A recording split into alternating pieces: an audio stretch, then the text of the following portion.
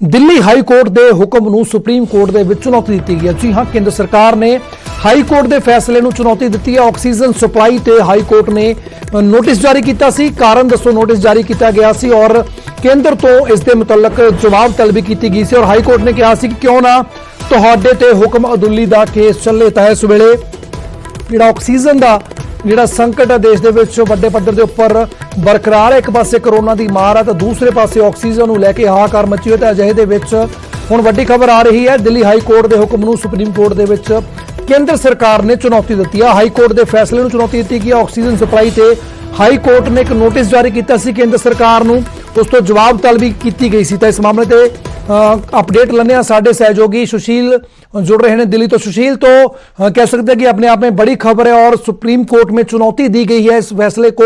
हालांकि जिस तरीके से ऑक्सीजन की कमी और पूरे देश में हाहाकार मचा हुआ है, तो कई देश के अन्य भी जो हाई कोर्ट है उनमें भी कहीं ना कहीं प्रताड़ित किया जा रहा है केंद्र सरकार को, क्यों नहीं ऑक्सीजन की सप्लाई आ रही। तो आज का जो सुप्रीम कोर्ट में चुनौती दी गई है, इसमें क्या अपडेट है? जी देखिए, फिलहाल साफ तौर से कल दिल्ली हाई कोर्ट ने केंद्र सरकार को ऑक्सीजन सप्लाई को लेकर कड़ी फटकार लगाई थी। वहीं कल दिल्ली हाई कोर्ट ने ही केंद्र सरकार के दो बड़े अधिकारियों को पेश होने का आदेश दिया था और नोटिस जारी करके ये कोर्ट ने पूछा था कि ये केंद्र सरकार के अधिकारी बताएं कि उनके खिलाफ अवमानना का मुकदमा क्यों न चलाया जाए। तो इस पूरे मामले को लेकर फिलहाल केंद्र सरकार की तरफ से सुप्रीम कोर्ट में चुनौती दी गई है। सुप्रीम कोर्ट में केंद्र सरकार की तरफ से ये कहा गया है कि दो अधिकारियों को अवमानना का नोटिस जारी करना हाई कोर्ट के लिए फिलहाल सही नहीं है, लिहाजा सुप्रीम कोर्ट इस मामले पर सुनवाई करे।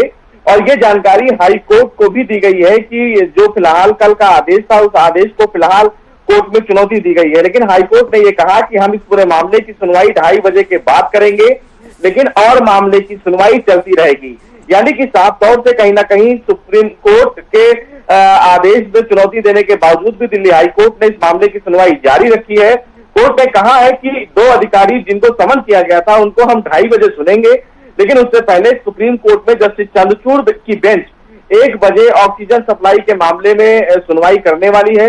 हालांकि सुप्रीम कोर्ट बुल्लर केवल उस मामले पर सुनवाई करेगी जिसमें केंद्र सरकार ने अपील की है कि जो दो अधिकारियों को समन हाई कोर्ट ने किया है उस पर विचार करे। अब ये देखना बेहद अहम होगा कि हाई कोर्ट के इस आदेश पर सुप्रीम कोर्ट क्या कुछ आदेश जारी करता है। लेकिन कहीं ना कहीं हाई कोर्ट ऑक्सीजन के मामले में केंद्र सरकार के रुख से काफी नाराज है।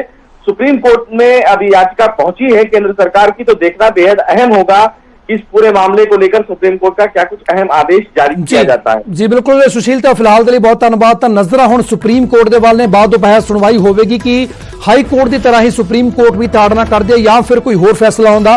पर फिलहाल हाई कोर्ट ने दो टुक दे विच ऑक्सीजन के मुद्दे उपर केंद्र सरकार तो जवाब तलबी की सी और हुण जिहड़ा है उस तो बकायदा अधिकारियों को समन जारी की गई सी और सुप्रीम कोर्ट के विच पहुंच की है केंद्र सरकार ने। और देखना होगा कि केंद्र सरकार के पक्ष नूं हाई सुप्रीम कोर्ट किस तरीके दे नाल देखदी है।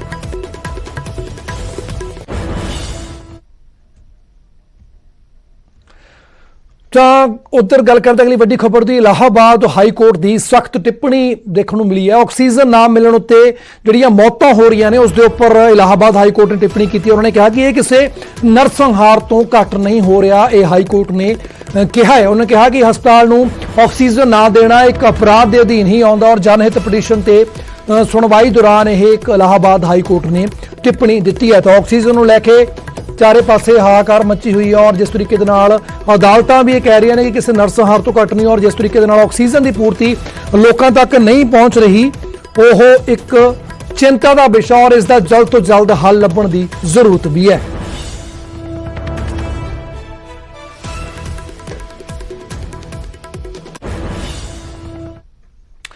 उधर सीनियर वकील सतपाल जैन ने ऑक्सीजन की सप्लाई ते वड्डा बयान दिता। उन्होंने कहा कि दिल्ली दे विच कंट्रोल रूम 24 घंटे काम कर रहा है, जिस सूबे तो जिन्नी मंगी हुंदी ऑक्सीजन उसनूं उन्नी ही सप्लाई की जाती है। अगे सूबे का काम है कि वह सूबे दे किस हस्पताल नूं ऑक्सीजन की कितनी सप्लाई दिंदा है। उन्होंने कहा कि यह समा सियासत करने का नहीं बल्कि समस्या दूर करने का है।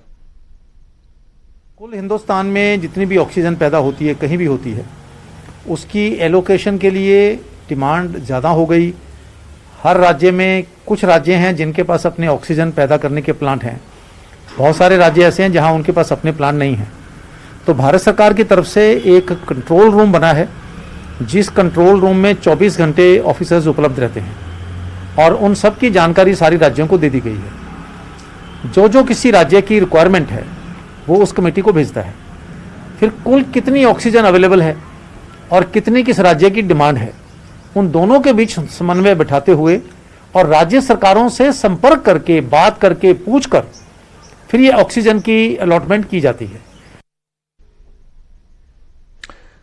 ਉਧਰ ਬਠਿੰਡਾ ਦੇ ਵਿੱਚ ਕਾਤਲ ਬਣਿਆ ਹੋਇਆ ਕਰੋਨਾ। 2 ਦਿਨਾਂ ਦੇ ਵਿੱਚ 36 ਲੋਕਾਂ ਦੀ ਮੌਤ ਹੋ ਚੁੱਕੀ ਹੈ ਕਰੋਨਾ ਕਰਕੇ ਔਰ ਸੰਸਕਾਰ ਕਰਨ ਦੇ ਲਈ ਸ਼ਮਸ਼ਾਨ ਘਾਟ ਦੇ ਵਿੱਚ ਆਲਮੇ ਹੋ ਚੁੱਕਿਆ ਕਿ ਥਾਂ ਨਹੀਂ ਮਿਲ ਰਹੀ। ਅਸਥੀਆਂ ਰੱਖਣ ਦੀ ਬਜਾਏ ਜਿਹੜੇ ਲੋਕਰ ਬਣਾਏ ਹੋਏ ਸੀ ਉਹ ਵੀ ਪੂਰੇ ਹੋ ਚੁੱਕੇ ਨੇ। ਹੋਰ ਜ਼ਿਆਦਾ ਜਿਹੜੇ ਹਾਲਾਤ ਨੇ ਉਹ ਖਰਾਬ ਹੋ ਰਹੇ ਨੇ। ਤਾਂ ਬਠਿੰਡਾ ਦੇ ਵਿੱਚ ਕਰੋਨਾ ਨੇ ਜਿਹੜਾ ਆਪਣਾ ਹੈ ਉਹ ਕਹਿਰ ਮਚਾਇਆ ਹੋਇਆ ਔਰ 36 ਲੋਕਾਂ ਦੀ ਪਿਛਲੇ 2 ਦਿਨਾਂ ਦੇ ਵਿੱਚ ਮੌਤ ਹੋ ਚੁੱਕੀ ਹੈ। ਆਲਮ ਇਹ ਹੈ ਕਿ ਸੰਸਕਾਰ ਕਰਨ ਦੇ ਲਈ ਵੀ ਹੁਣ ਸ਼ਮਸ਼ਾਨ ਘਾਟ ਦੇ ਵਿੱਚ ਜਗ੍ਹਾ ਜਿਹੜੀ ਹੈ ਥਾਂ ਨਹੀਂ ਮਿਲ ਰਹੀ। ਅਸਥੀਆਂ ਰੱਖਣ ਲਈ ਜਿਹੜੇ ਲੋਕਰ ਨੇ ਉਹ ਵੀ ਘਟ ਗਏ ਨੇ। ਹੁਣ ਨਵੇਂ ਹੋਰ ਲੋਕਰ ਬਣਾਏ ਜਾ ਰਹੇ ਨੇ ਔਰ ਜਿਹੜੇ ਹਾਲਾਤ ਨੇ ਉਹ ਵੱਧ ਤੋਂ ਬੱਤਰ ਹੁੰਦੇ ਨਜ਼ਰ ਆ ਰਹੇ ਨੇ।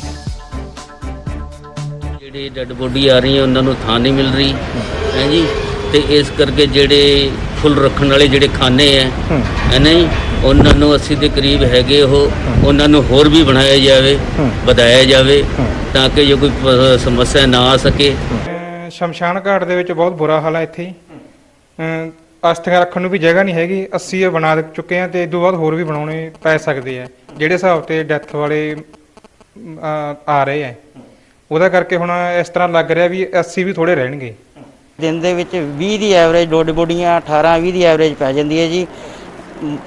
ਈਵਨ ਕਿ ਇੱਥੋਂ ਤੱਕ ਵੀ ਜਿਹੜੇ ਸੰਸਕਾਰ ਕਰਨ ਵਾਲੇ ਥੜੇ ਵੀ ਘੱਟ ਪੈ ਗਏ ਨੇ। ਹੁਣ ਤਾਂ ਨੀਚੇ ਭੁੰਜੀ ਸੰਸਕਾਰ ਕਰਨਾ ਪੈਂਦਾ। ਪਰਸੋਂ ਵੀ 2-3 ਡੈੱਡ ਬੋਡੀਆਂ ਦਾ ਭੁੰਜੀ ਸੰਸਕਾਰ ਕੀਤਾ ਤੇ ਹੁਣ ਫੁੱਲ ਚੁਗਣ ਵੇਲੇ ਵੀ ਉੱਥੇ ਹੁਣ ਅਸੀਂ ਨਵੇਂ ਖਾਨੇ ਇਹਨਾਂ ਨੇ ਰਾਮਬਾਗ ਵਾਲਿਆਂ ਨੇ ਬਣਾਏ ਨੇ। ਫੁੱਲ ਜਿਹੜੇ ਚੁੱਕ ਕੇ ਅੱਗੇ ਰੱਖ ਜਾਂਦਾ ਸੀ ਉਹਦੇ ਵਾਸਤੇ ਵੀ ਹੁਣ ਖਾਨੇ ਥੋੜੇ ਪੈ ਗਏ ਨੇ। ਤਾਂ ਇਸ ਖਬਰ ਤੇ ਗੱਲਬਾਤ ਲਈ ਸਾਡੇ ਨਾਲ ਸਾਡੇ ਸਹਿਯੋਗੀ ਸੂਰਜ ਪਾਨ ਜੁੜ ਰਹੇ ਨੇ ਬਠਿੰਡਾ ਤੋਂ। ਸੂਰਜ, 2 ਦਿਨਾਂ ਦੇ ਵਿੱਚ 36 ਮੌਤਾਂ ਔਰ ਸ਼ਮਸ਼ਾਨ ਘਾਟ ਦੇ ਵਿੱਚ ਥਾਂ ਨਹੀਂ ਮਿਲ ਰਹੀ ਸਿਵੇ ਬਾਲਣ ਦੇ ਲਈ, ਤਾਂ ਹਾਲਾਤ ਸਮਝ ਸਕਦੇ ਆ ਕੀ ਉੱਥੇ ਇਸ ਵੇਲੇ ਬਠਿੰਡਾ ਦੇ ਵਿੱਚ ਹਾਲਾਤ ਹੋਣਗੇ ਔਰ ਇਸ ਮਾਮਲੇ ਨੂੰ ਲੈ ਕੇ ਪ੍ਰਸ਼ਾਸਨ ਦੇ ਵੱਲੋਂ ਕੀ ਕੁਝ ਕੀਤਾ ਜਾ ਰਿਹਾ, ਕਿਉਂਕਿ ਵੱਡਾ ਕਹਿ ਲਿਆ ਆਪਾਂ ਵੀ ਕਹਿਰ ਮਚਾਇਆ ਹੋਇਆ ਕਰੋਨਾ ਨੇ ਬਠਿੰਡਾ ਦੇ ਵਿੱਚ। ਦੇਖੋ ਪੁੱਲਰ, ਜਿਹੜੇ ਹਾਲਾਤ ਨੇ ਬਠਿੰਡਾ ਦੇ ਉਹ ਦਿਨੋਂ ਦਿਨ ਖਰਾਬ ਹੁੰਦੇ ਜਾ ਰਹੇ ਨੇ। ਪਹਿਲਾ ਅੰਕੜਾ ਸੀ 10 ਦੀ ਮੌਤ ਦੀ ਕਰੀਬ ਜਿਹੜਾ ਪਹੁੰਚਦਾ ਸੀਗਾ, 10 ਤੋਂ 15, 15 ਤੋਂ 20, ਹੁਣ 25-30 ਹੁੰਦਾ ਹੋਇਆ 36 ਤੇ ਅੰਕੜਾ ਪਹੁੰਚ ਗਿਆ। ਪਿਛਲੇ 33 ਘੰਟਿਆਂ ਦੇ ਵਿੱਚ 36 ਲੋਕਾਂ ਦੀ ਜਾਨ ਚਲੀ ਗਈ ਹੈ ਤੇ ਸ਼ਮਸ਼ਾਨ ਘਾਟ ਦੇ ਹਾਲਾਤ ਇਹ ਨੇ ਕਿ ਜਿਸ ਜਗ੍ਹਾ ਦੇ ਉੱਪਰ ਸੰਸਕਾਰ ਕੀਤਾ ਜਾਂਦਾ ਉਹ ਜਗ੍ਹਾ ਘੱਟ ਪੈ ਗਈ ਹੈ। ਸੜਕ ਦੇ ਉੱਪਰ ਲੋਕ ਭਾਵ ਕੇ ਜਿਸ ਜਗ੍ਹਾ ਤੇ ਉੱਪਰ ਲੰਘਣ ਵਾਲਾ ਰਸਤਾ ਹੈ ਉਸ ਦੇ ਉੱਪਰ ਸੰਸਕਾਰ ਕੀਤਾ ਜਾ ਰਿਹਾ। ਤੇ ਉਸ ਤੋਂ ਬਾਅਦ ਵੱਡੀ ਟ੍ਰੈਜਡੀ ਇਹ ਹੈ ਕਿ ਜਿਹੜੇ ਫੁੱਲ ਨੇ ਜਾਂ ਜਿਹੜੇ ਅਸਥੀਆਂ ਨੇ ਉਹਨਾਂ ਨੂੰ ਜਲ ਪ੍ਰਵਾਹ ਕਰਨਾ ਹੁੰਦਾ, ਉਹਨਾਂ ਦੇ ਰੱਖਣ ਵਾਸਤੇ ਜਗ੍ਹਾ ਹੈ ਜਿਹੜੀ ਘੱਟ ਗਈ ਹੈ, ਕਿਉਂਕਿ 80 ਦਾ ਇੰਤਜ਼ਾਮ ਹੈ ਜਿਹੜਾ ਇੱਕ ਸ਼ਮਸ਼ਾਨ ਘਾਟ ਦੇ ਵਿੱਚ ਕੀਤਾ ਹੋਇਆ ਸੀ ਔਰ 80 ਦੇ ਕਰੀਬ ਜਿਹੜੇ ਹੋਰ ਬਕਸੇ ਨੇ ਨਵੇਂ ਬਣਾਏ ਜਾ ਰਹੇ ਨੇ। ਤਾਂ ਕਰਕੇ ਇਹ ਸਿਰਫ ਇੱਕ ਸ਼ਮਸ਼ਾਨ ਘਾਟ ਦੇ ਹਾਲਾਤ ਨੂੰ ਦੱਸ ਰਿਹਾ। ਬਠਿੰਡਾ ਦੇ ਵਿੱਚ 4 ਤੋਂ 5 ਅਸਰ ਦੇ ਸ਼ਮਸ਼ਾਨ ਘਾਟ ਨੇ ਜਿੱਥੇ ਹਾਲਾਤ ਨੇ ਵੱਧ ਤੋਂ ਬੱਤਰ ਬਣਦੇ ਹੋਏ ਨਜ਼ਰ ਆ ਰਹੇ ਨੇ, ਕਿਉਂਕਿ ਕੋਵਿਡ ਦੇ ਜਿਹੜੇ ਪੋਜ਼ਿਟਿਵ ਮਾਮਲੇ ਨੇ ਤੇ ਉਸ ਤੋਂ ਬਾਅਦ ਲੋਕਾਂ ਦੀਆਂ ਮੌਤਾਂ ਦਾ ਸਿਲਸਿਲਾ ਵੱਧ ਰਿਹਾ, ਕਿਉਂਕਿ ਪਿੰਡਾਂ ਦੇ ਵਿੱਚ ਇਸ ਵਾਰ ਪਿਛਲੀ ਵਾਰ ਦੇ ਮੁਕਾਬਲੇ ਪਿੰਡਾਂ ਦੇ ਵਿੱਚ ਮੌਤਾਂ ਦਾ ਅੰਕੜਾ ਜ਼ਿਆਦਾ ਵੱਧ ਰਿਹਾ। ਪਿੰਡਾਂ ਦੇ ਵਿੱਚ ਬਹੁਤ ਵੱਡੀ ਗਿਣਤੀ ਵਿੱਚ ਲੋਕ ਨੇ ਜਿਹੜੇ ਪੋਜ਼ਿਟਿਵ ਹੋ ਰਹੇ ਨੇ। ਕਿਤੇ ਨਾ ਕਿਤੇ ਜਾ ਕੇ ਜਿਹੜੇ ਲੋਕ ਨੇ ਉਹ ਘਰਾਂ ਤੋਂ ਬਾਹਰ ਨਿਕਲ ਕੇ ਟੈਸਟਿੰਗ ਨਹੀਂ ਕਰਾ ਰਹੇ, ਮੈਡੀਸਨ ਨਹੀਂ ਲੈ ਰਹੇ ਤੇ ਘਰਾਂ ਦੇ ਵਿੱਚ ਹੀ ਆਪਦੇ ਤਰੀਕੇ ਨਾਲ ਦਵਾਈਆਂ ਲੈ ਰਹੇ ਨੇ। ਕਿਤੇ ਨਾ ਕਿਤੇ ਇਹ ਵੀ ਬਹੁਤ ਵੱਡੀ ਵਜ੍ਹਾ ਹੈਗੀ ਜਿਸ ਕਰਕੇ ਜਿਹੜੇ ਮੌਤਾਂ ਦਾ ਅੰਕੜਾ ਪੁੱਲਰ ਵੱਧ ਰਿਹਾ ਤੇ ਬਠਿੰਡਾ 'ਚ ਹਾਲਾਤ ਨੇ ਜਿਹੜੇ ਵੱਧ ਤੋਂ ਬੱਤਰ ਨੇ। ਪਰ ਦੂਸਰੇ ਪਾਸੇ ਜਿਹੜੇ ਡਾਕਟਰ ਨੇ ਉਹ ਆਪਦੇ ਜੀ ਜਾਨ ਦੀ ਕੋਸ਼ਿਸ਼ ਦੇ ਵਿੱਚ ਲੱਗੇ ਹੋਏ ਨੇ, ਅਧਿਕਾਰੀ ਲੱਗੇ ਹੋਏ ਨੇ, ਪਰ ਕਿਤੇ ਨਾ ਕਿਤੇ ਜਾ ਕੇ ਇਹ ਸਾਰੀਆਂ ਐਫਰਟ, ਸਾਰੀਆਂ ਕੋਸ਼ਿਸ਼ਾਂ ਉਹਨਾਂ ਕਾਫੀ ਨਜ਼ਰ ਆ ਰਹੀਆਂ ਨੇ। ਬਿਲਕੁਲ, ਤਾਂ ਕੋਸ਼ਿਸ਼ਾਂ ਨਾਕਾਫੀ ਨਜ਼ਰ ਆ ਰਹੀਆਂ ਨੇ। ਜਿਸ ਤਰੀਕੇ ਦੇ ਨਾਲ ਕਰੋਨਾ ਪੈਰ ਪਸਾਰ ਰਿਹਾ ਉਸ ਦਾ ਆਲਮ ਇਹ ਕਿ 36 ਲੋਕਾਂ ਦੀ ਮੌਤ 2 ਦਿਨਾਂ ਦੇ ਵਿੱਚ ਜਾ ਚੁੱਕੀ ਹੈ। ਫਿਲਹਾਲ ਸੂਰਜ, ਬਹੁਤ ਧੰਨਵਾਦ ਇਸ ਖਬਰ ਦੀ ਅਪਡੇਟ ਦੇਣ ਲਈ, ਪਰ ਲਗਾਤਾਰ ਤੁਸੀਂ ਬਣ ਰਹੋ ਹਾਲਾਤ ਤੋਂ ਜਿਸ ਤਰੀਕੇ ਦੀ ਵੀ ਕੋਈ ਵੀ ਅਪਡੇਟ ਆਉਂਦੀ ਦਰਸ਼ਕਾਂ ਨੂੰ ਵੀ ਸਭ ਤੋਂ ਪਹਿਲਾਂ ਦੱਸਾਂਗੇ। ਪਰ ਇਸ ਵੇਲੇ ਜਿਹੜੀ ਸਥਿਤੀ ਹੈ ਉਹ ਬੇਹੱਦ ਚਿੰਤਾਜਨਕ ਬਣੀ ਹੋਈ ਹੈ ਬਠਿੰਡਾ ਦੇ ਵਿੱਚ।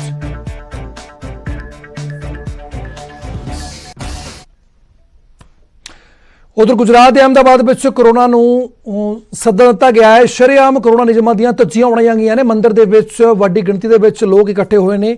ਨਾ ਤਾਂ ਮਾਸਕ ਪਾਇਆ ਗਿਆ ਸੀ, ਨਾ ਹੀ ਸੋਸ਼ਲ ਡਿਸਟੈਂਸਿੰਗ ਰੱਖੀ ਗਈ ਸੀ ਔਰ ਕੁੰਭ ਲੈ ਕੇ ਰੈਲੀ ਦੇ ਰੂਪ ਵਿੱਚ ਇਹ ਔਰਤਾਂ ਵੱਡੀ ਗਿਣਤੀ ਦੇ ਵਿੱਚ ਨਿਕਲੀਆਂ ਸੀ ਔਰ ਇਹ ਵੀਡੀਓ ਵੀ ਖੂਬ ਵਾਇਰਲ ਹੋ ਰਹੀ ਹੈ ਔਰ ਪੁਲਿਸ ਨੇ ਇਸ ਤੋਂ ਬਾਅਦ ਸਖਤੀ ਦਿਖਾਈ ਔਰ 6 ਪ੍ਰਬੰਧਕਾਂ ਦੇ ਖਿਲਾਫ ਕੇਸ ਵੀ ਦਰਜ ਕਰ ਲਿਆ। ਪੁਲਿਸ ਨੇ ਹੁਣ ਤੱਕ 23 ਗ੍ਰਿਫਤਾਰੀਆਂ ਵੀ ਇਸ ਮਾਮਲੇ ਨੂੰ ਲੈ ਕੇ ਕਰ ਲਈਆਂ।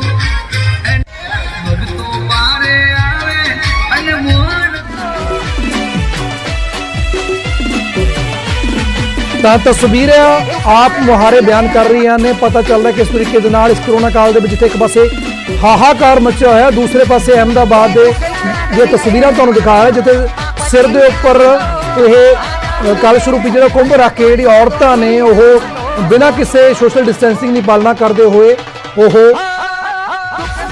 ਜਾ ਰਹੀਆਂ ਨੇ ਮੰਦਿਰ ਨੂੰ ਜਿੱਥੇ ਜਲ ਚੜਾਇਆ ਜਾ ਰਿਹਾ। ਪਰ ਪੁਲਿਸ ਨੇ ਇਸ ਤੋਂ ਬਾਅਦ ਸਖਤੀ ਵਰਤੀ ਔਰ 23 ਲੋਕਾਂ ਦੀ ਗ੍ਰਿਫਤਾਰੀ ਵੀ ਕਰ ਚੁੱਕੇ, ਜਦਕਿ 6 ਲੋਕਾਂ ਦੇ ਖਿਲਾਫ ਐਕਸ਼ਨ ਲਿਆ ਗਿਆ ਜਿਹੜੇ ਪ੍ਰਬੰਧਕ ਕਮੇਟੀ ਦੇ ਮੈਂਬਰ ਨੇ।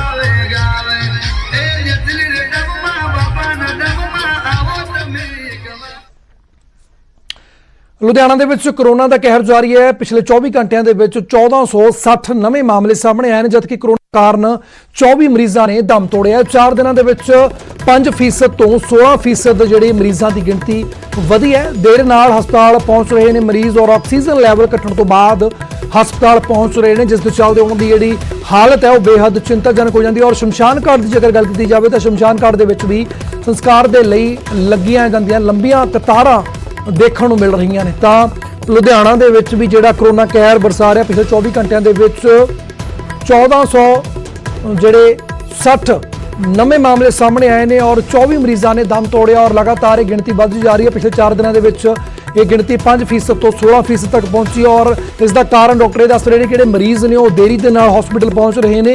ਸਮਾਂ ਰਹਿੰਦੇ ਜੇਕਰ ਉਹ ਹਸਪੀਟਲ ਜਾਣ ਤਾਂ ਸ਼ਾਇਦ ਜਿਹੜੀ ਇਹ ਮੌਤ ਦਰ ਹੈ ਜਾਂ ਫਿਰ ਜਿਹੜੀ ਮਰੀਜ਼ਾਂ ਦੀ ਗਿਣਤੀ ਹੈ ਉਸ ਦੇ ਵਿੱਚ ਕੋਈ ਘਾਟ ਹੋ ਸਕੇ।